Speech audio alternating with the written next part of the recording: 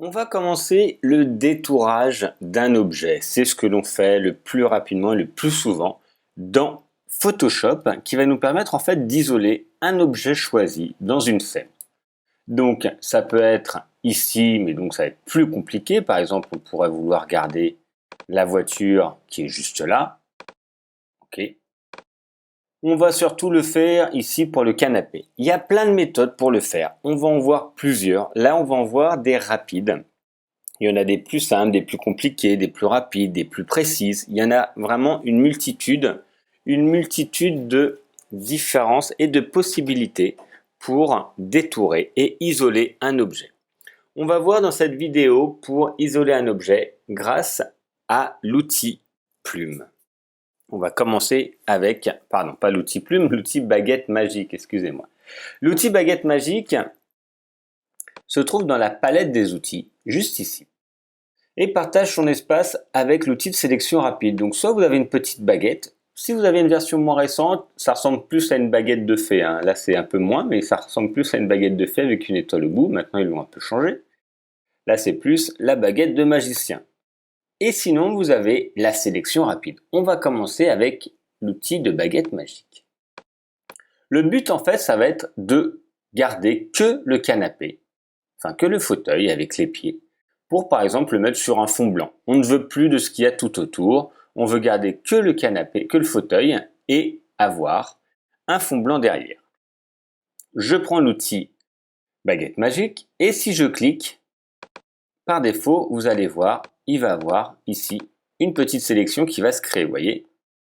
Les pointillés dans Photoshop symbolisent la sélection, c'est-à-dire que cet élément-là, si je prends l'outil ici de déplacement qu'on a vu, je peux, vous voyez, déplacer juste cet élément-là. Moi, c'est pas ça, je veux sélectionner, je veux déplacer tout le fauteuil.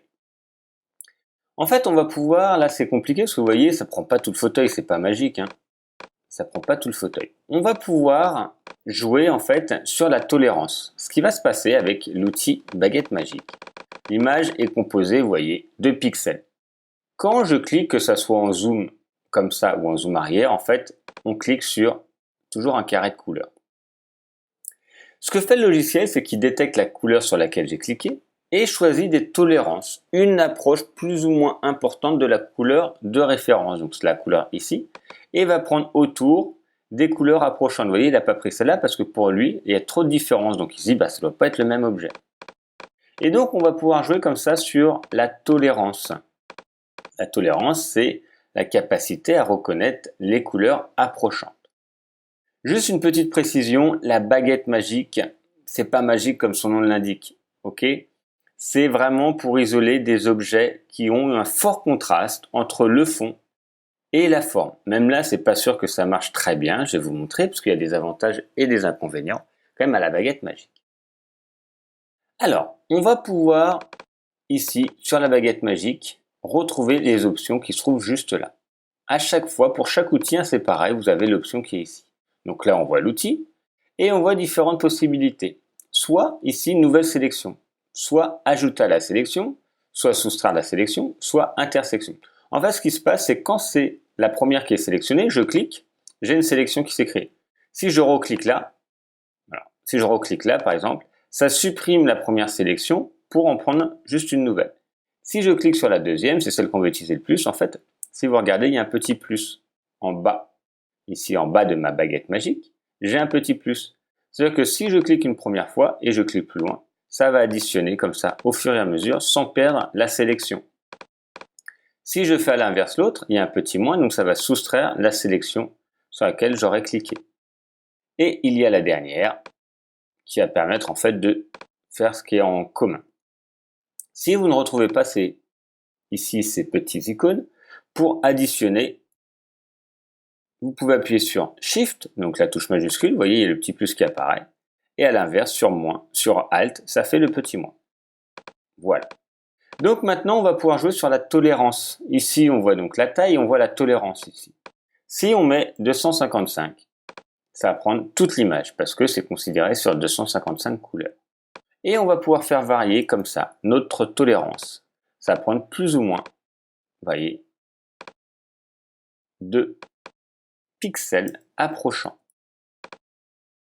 J'additionne et je vais pouvoir comme ça additionner pour avoir un peu plus. Vous voyez, là ça détecte un peu mieux maintenant. Donc je clique plusieurs fois comme ça, en fait, ça clique en additionnant sur des pixels de référence comme je vous montrais et va les prendre approchant. Donc en fait, on va cliquer plusieurs fois et ça va prendre des couleurs approchantes. Là, il y a beaucoup de différences en fait au niveau des pixels. Ça pourrait être celle-là. Hein.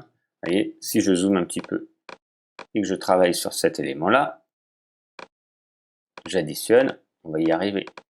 Mais comme je vous dis, la baguette magique, ça marche vraiment quand il y a un fort contraste entre le fond et la forme et que l'objet est plutôt uni. Parce que là, en fait, il y a plein de couleurs différentes. Nous, visuellement, on détecte bien que c'est un objet qui est séparé. Pour le logiciel, c'est que ça, hein, c'est que des carrés. Donc, souvent, on va plutôt utiliser la baguette magique vraiment quand il y a un fort contraste. Par exemple, un logo ou quelque chose qui est en silhouette noire ou autre. Après, on peut utiliser le lissage, les échantillonnages, sélectionner ici, ça c'est sur les dernières versions. Donc, ça, je vous l'expliquerai plus précisément parce que ça, tout le monde ne peut pas l'utiliser ici, sur le sujet.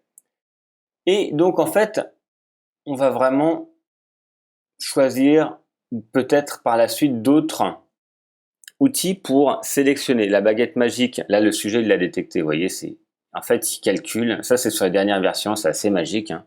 Il calcule et il prend en considération ce qui a le plus de, on va dire, de pixels correspondants qui est au milieu de la scène et il va détecter. Vous voyez, il a quasiment tout bien sélectionné juste en cliquant.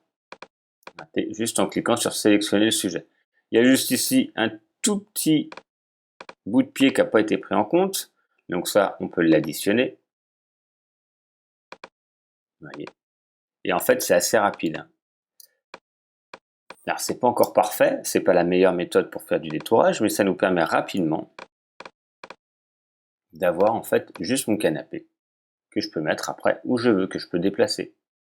C'est ça le but en fait du détourage, c'est vraiment d'isoler un élément qu'on aura choisi pour le placer où on veut. On pourrait le placer après, bon, ça va ressembler à pas grand chose, mais on pourrait le placer ici. Là, c'est pas pour le photomontage, pour que vous compreniez. Après, le but justement de tous ces photomontages, c'est de placer des éléments et de les mettre où on veut. Donc c'est la baguette magique. Je vais vous montrer l'outil de sélection rapide dans la prochaine vidéo.